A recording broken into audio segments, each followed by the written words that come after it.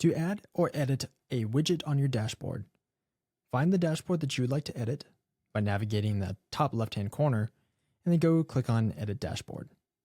You have two options here. You can drag and drop the currently accessible widgets on your dashboard, resizing them to meet your needs, or you can go and add a new widget. On the right-hand side, search for the one that you want, find it, and click on Save.